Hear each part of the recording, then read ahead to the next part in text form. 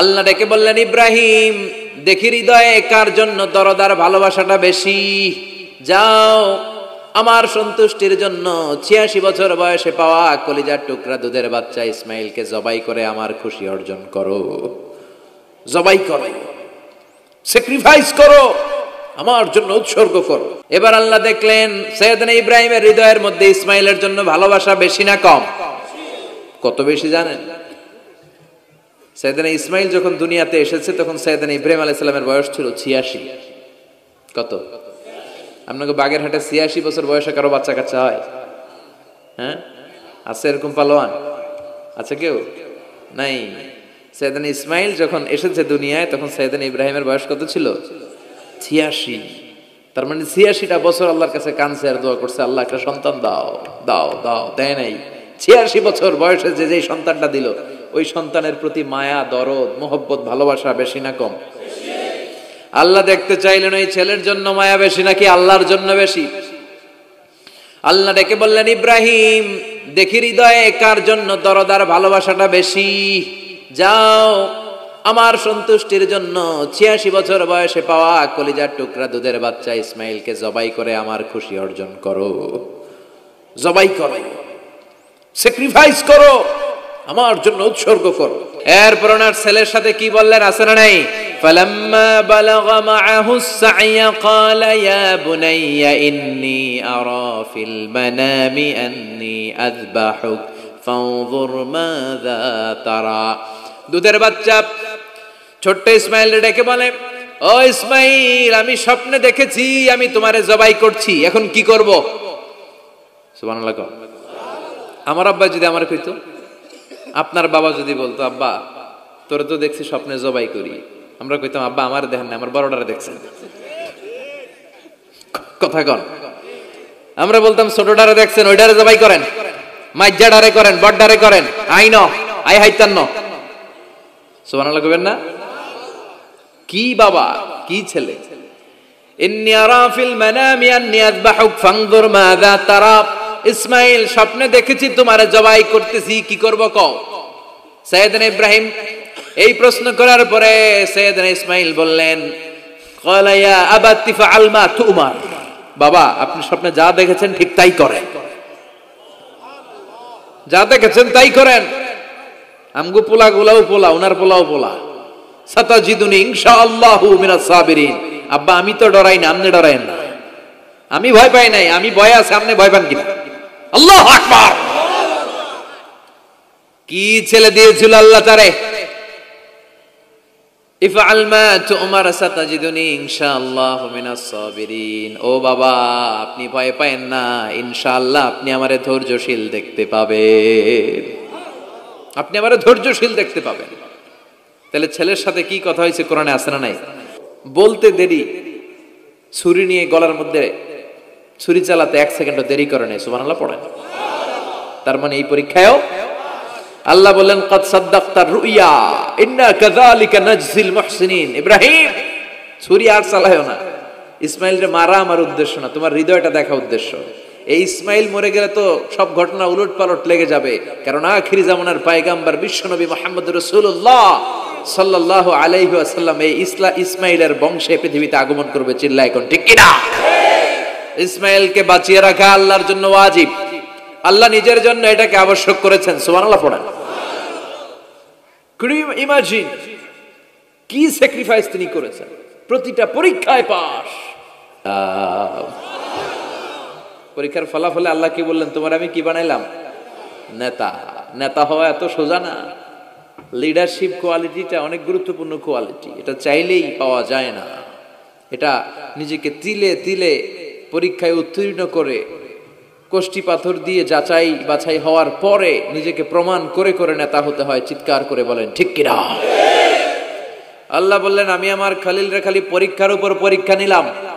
যারে আল্লাহ ভালোবাসে বেশি তার জীবনে পরীক্ষাও। বিশ্বনবীরে আল্লাহ বুঝাতে চাইলেন, ও আমার নবী আপনার জীবনটা পরীক্ষাময়। এত পরীক্ষা দেখে বিচলিত হওয়ার কিছু নাই, টেনশনে পড়ার কিছু নাই, নিরাশ হওয়ার কিছু নাই। আপনার পিতা ইব্রাহিমকেও এরকম অনেকগুলো আমি পরীক্ষা নিয়েছি। আর প্রতিটা পরীক্ষায় আমার ইব্রাহিম খলিল সফলতার সাথে উত্তীর্ণ হয়েছে। আসাদুন নাসি বালাআন আল আম্বিয়া, এই পৃথিবীতে সবচেয়ে বেশি বালা মুসিবত আর পরীক্ষা আসে নবীদের। কাদের? সুম্মাল আমসাল ফাল আমসাল, এরপরে সিদ্দিকিনদের, শুহাদাদের, সলিহিনদের। ইবতালা আর রাজুলু হাসাবা দীনি, ব্যক্তির দিনদারি যত বেশি তার উপর আল্লাহর পরীক্ষাও। এজন্য মুমিন পরীক্ষাতে ভয় পায় না, মুমিন কখনো বিচলিত হয় না, মুমিন ভরসা রাখে একজনের উপর। চিল্লায় বলেন চিনি কে? আল্লাহ বললেন পরীক্ষার পর পাহাড় সম পরীক্ষা দিয়ে আমি আমার খলিল ইব্রাহিমকে যাচাই করেছি। একটা পরীক্ষায় ইব্রাহিম ফেল করে নাই, প্রতিটা পরীক্ষায় পাস। এগুলো বলে বলে বিষ্ণুনবীর আল্লাহ সান্ত্বনা দিচ্ছেন, নবী ওরা আপনারে গালি দেয় জাদুকর বলে, ওরা আপনারে গালি দেয় গণক বলে, ওরা আপনারে কবি বলে গালি দেয়, ওরা আপনারে পাগল বলে গালি দেয়, একটার পর একটা পরীক্ষায় আপনি জর্জরিত হচ্ছেন। নবী আপনার পিতা ইব্রাহিম তো এর চেয়েও বেশি পরীক্ষায় পড়েছে। দুনিয়াতে আমরাও যারা পরীক্ষার শিখা, আমরাও সাইয়েদনা ইব্রাহিমের জীবনী থেকে শিক্ষা নেওয়ার দরকার আছে না নাই? গালি আসবে, মন্দ কথা আসবে, বিপদ আসবে, জেল জরিমানা আসবে, ঝুঁকি আসবে। এই ঝুঁকি আর রিস্কের মধ্য দিয়ে কালিমার দাওয়াতের প্রচারের কাজ করতে হবে। চিল্লা এখন ঠিক কিনা? এটাই মুমিনের বৈশিষ্ট্য। ঝুঁকি, বিপদ, পরীক্ষা, বালা মুসিবত এগুলো মুমিনের লক ছাড়ে না, পিস ছাড়ে না। কারণ মুমিনরে পছন্দ করে কে? মুমিন খুব ভালো করেই জানে বিপদের পরেই বিজয় দান করবে কে।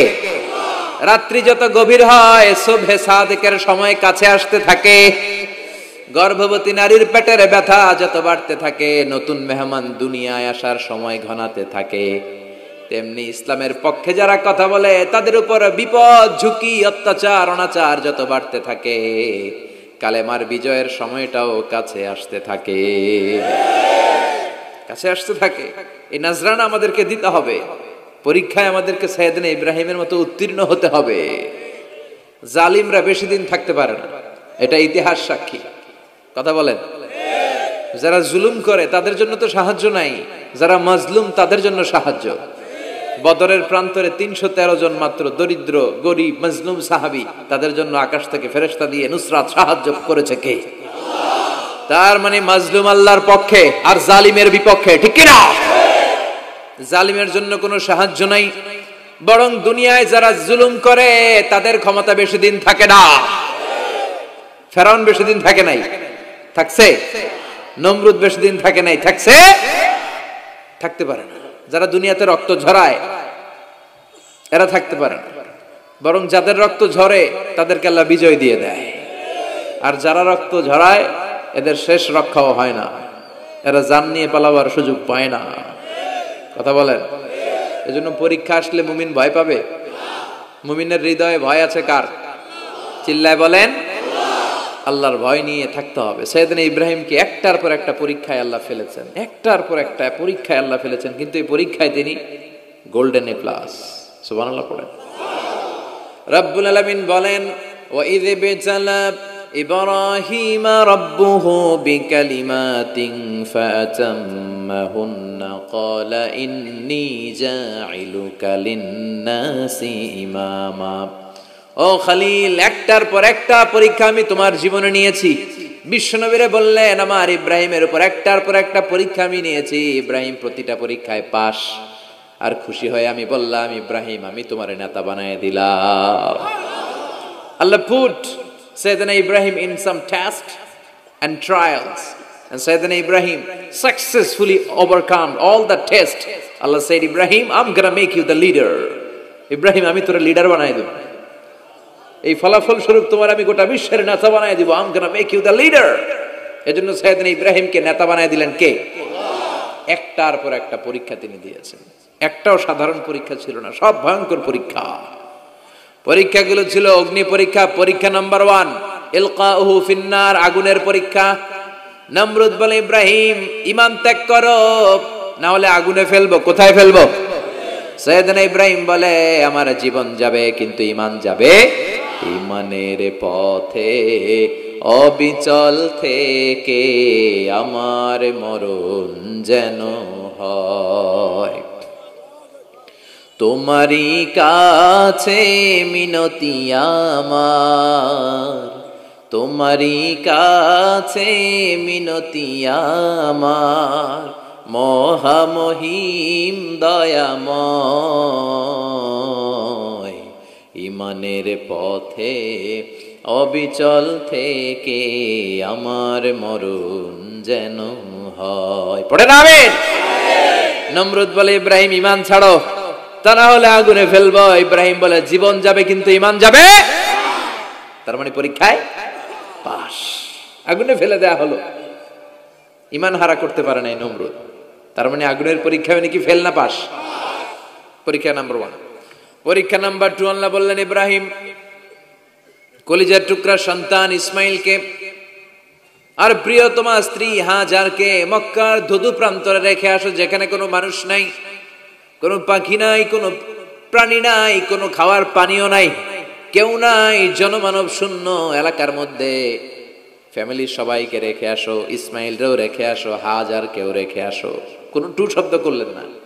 সাইয়েদনা ইব্রাহিম কিছু জিজ্ঞেসও করলেন না, বলার সাথে সাথে ওনার স্ত্রী আর কলিজার টুকরা বাচ্চাটারে মক্কার ধুধু প্রান্তরে রেখে দিয়ে আসলেন। এই পরীক্ষায়ও কথা বলেন, এই পরীক্ষায়ও আমাদেরকে যদি আল্লাহ বলে যাও তোমার সন্তান তোমার স্ত্রীকে রেখে আসো সাহারা মরুভূমিতে, পারবেন? হ্যাঁ, কি পরীক্ষা দিয়ে আল্লাহর প্রিয় হয়েছে। তার মানে আগুনের পরীক্ষায় পাস, ফ্যামিলি বিসর্জন দেওয়ার পরীক্ষায় পাস। আবার আল্লাহ বললেন ওয়াজআলনা ফি যুররিয়াতিহিন নুবুওয়াতা ওয়াল কিতাব, আমি খুশি হয়ে এই ইব্রাহিমের বংশের মধ্যে নবুয়ত দিয়েছি, আবার কিতাবও দিয়েছি। সুবহানাল্লাহ বলেন। তিনি নবুয়ত দিয়েছেন। পৃথিবীতে যত নবী আসছে সব সাইয়েদনা ইব্রাহিমের নাতিপুতি। সব কি বিশ্বাস হয় না? এই পৃথিবীতে যত পয়গম্বর এসেছেন তার 99.99% নবীরাই ওনার ছেলে আর নাতিপুতি। চিল্লায় পড়েন আল্লাহু আকবার। এজন্য ওনারে বলা হয় আবুল আম্বিয়া, father of the all prophets, সব নবীদের বাবা। ওনার বয়স যখন 86 তখন আল্লাহ সাইয়েদনা ইসমাইলকে দিলেন। বয়স যখন 100 তখন সাইয়েদনা ইসহাক আলাইহিস সালামকে আল্লাহ দিলেন। এইদিকে ইসমাইল, এদিকে সবাই বলেন এদিকে, এদিকে সবাই বলেন এটা, এটা ইসহাক। পৃথিবীতে যত নবী এসেছে সব ইসহাকের চ্যানেলে এসেছে। এই সাইয়েদনা ইসহাক আলাইহিস সালামের চ্যানেলে এসেছে। সাইয়েদনা ইসমাইলের চ্যানেলে নবী নাই, কোনো নবী নাই, নবী ছাড়া চ্যানেল।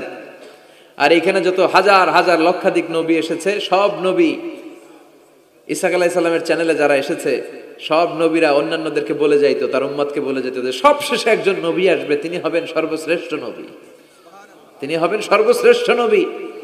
তো এদের এই চ্যানেলে এত নবী, এরা ভাবছে ওই সর্বশেষ নবীটাও এদিক দিয়েই আসবে। কিন্তু আল্লাহ হাজার হাজার লক্ষ নবী এই চ্যানেলে পাঠালেন, কিন্তু সর্বশেষ নবীটা এইখানে পাঠালেন না। সর্বশেষ চ্যানেলের নবীটা আল্লাহ এই চ্যানেলে পাঠায় দিলেন। সর্বশেষ নবীটা সাইয়েদনা ইসমাইলের চ্যানেলে এসেছে। এজন্য ওরা হচ্ছে বানি ইসরাইল আর আমরা হচ্ছে বানি ইসমাইল। সুবহানাল্লাহ পড়বেন না? উনার ধর্ম, উনার চেইন থেকে ইহুদিবাদ, খ্রিস্টবাদ, ইসলাম, এই 3 ধর্মের জন্য। ইহুদিবাদও আল্লাহর দেয়া ধর্ম, খ্রিস্টবাদও আল্লাহর দেয়া ধর্ম, কিন্তু আল্লাহর দেয়া শরীয়তের উপর ওরা অবশিষ্ট থাকে নাই, থেকেছে শুধু ইসলাম। ঠিক কিনা? এজন্য আমরা প্রত্যেক নামাজে পড়ি গায়রিল মাগদুবি আলাইহিম ওয়ালাদ-দাল্লিন। ও আল্লাহ, গায়রিল মাগদুব, যাদের উপর তোমার রাগ ক্রোধ, তাদের পথ আমরা চাই না, ওরা হলো ইহুদিরা। ওয়ালাদ-দাল্লিন, আর যারা ভ্রষ্ট তাদের পথও চাই না, এরা হলো নাসারারা। 3 ধর্মের গোড়া সাইয়েদনা ইব্রাহিমের সাথে লেগেছে। এজন্য এই 3 ধর্মকে একসাথে বলে কম্পারেটিভ রিলিজিয়ন, তুলনামূলক ধর্মতত্ত্বের ভাষায় অ্যাব্রাহামেটিক ফেইথ। কি বলে? অ্যাব্রাহামেটিক ফেইথ বলে। এজন্য ওনাকে বলা হয় আবুল আম্বিয়া। সব নবীরা এই চ্যানেলে এসেছে। তার মানে সব নবী সাইয়েদনা ইব্রাহিমের নাতিপুতি। আবার এই প্রতিটা নবীর জন্য আল্লাহ তাআলা আকাশ থেকে কিতাব নাজিল করেছেন। চিল্লায় বলেন ঠিক কিনা? আল্লাহ বলে ইব্রাহিম তোমারও আমি কিতাব দিলাম। সাইয়েদনা ইব্রাহিম আলাইহিস সালামের উপর কিতাব আছে না নাই? ওই কিতাবের নাম কি? কে পারে? ইন্না হাযা লাফিস সুহুফিল উলা সুহুফি ইব্রাহিম ওয়া মূসা। সুহুফি ইব্রাহিম, সাইয়েদনা ইব্রাহিমকে আল্লাহ তাআলা সহিফা দান করেছেন। চিল্লায় পড়েন আল্লাহু আকবার। আবার এই নবীর নামে আল্লাহর কোরআনে একটা সূরা আছে না নাই? কথা কন, কি নাম সূরা? সূরা আলিফ লাম রা। কিতাবুন আনজালনাহু ইলাইকা লিতুখরিজান নাসা মিনাল যুলুমাতি ইলান নূর। সুবহানাল্লাহ পড়েন। আলিফ লাম রা। I have revealed this holy and sacred book unto you in order to lead the mankind out of darkness into the light. ও নবী, আমি এই কিতাবকে আপনার কাছে পাঠিয়েছি অন্ধকারাচ্ছন্ন মানুষগুলোকে অন্ধকার থেকে আলোর দিকে নিয়ে যেতে। এই কোরআনের ভেতরে আলো আছে না নাই? সবকিছুর সমাধান আছে না নাই? সমাধান চাও যদি জীবনে মরণে ফিরে যাও, খুঁজে নাও চোখ রাখো কোরআনে। সুবহানাল্লাহ পড়েন।